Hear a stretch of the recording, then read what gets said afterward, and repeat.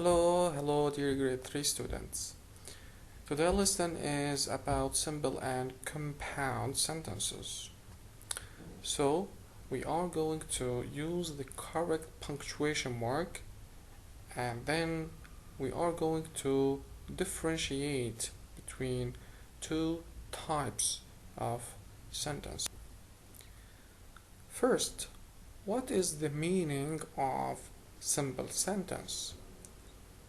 It is a sentence that contains a subject and a verb and express a complete thought. It is also called independent clause. Example: Tina plays tennis in the morning. Here we have Tina subject, plays verb. I went to class. I is subject, went is a verb, to class is the complement of the sentence. My English class is hard. My English class is subject, is verb, hard is a complement. So these three sentences are simple sentences or independent clauses. Let's have a look at these three examples. Number one, here we have just one subject. The prisoner escaped. The prisoner is a subject, escaped is a verb. Number two, example with a compound subject. The prisoner and his friend escaped. Notice here, the prisoner is the first subject and his friend is the second one. So here we have compound subject.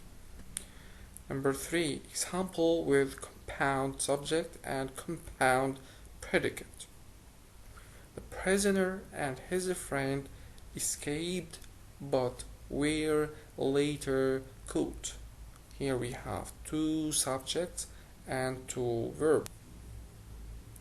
Now let's move to the second type of sentences, which is compound. What does a compound sentence mean? It is a sentence that contains two independent clauses that are joined together. Example: she works in the city, but she lives in the country. Here we have two independent clauses. The first one here, she works in the city, and the second one right here, she lives in the country.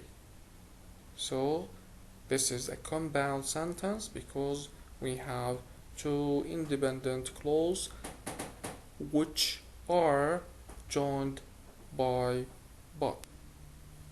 So the form of compound sentence should be like this: clause plus comma plus coordinator plus clause. Another example: the great tragic artists of the world are four.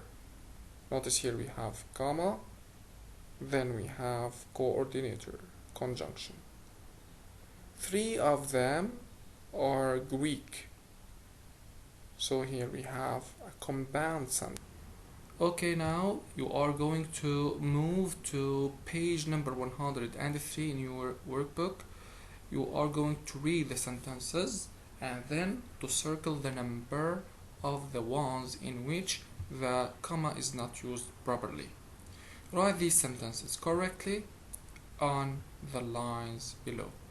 Second question, you are going to write 4 sentences of your own, 2 separate with a comma and the other 2 separated with a period. That's all for today. Thank you so much and see you soon.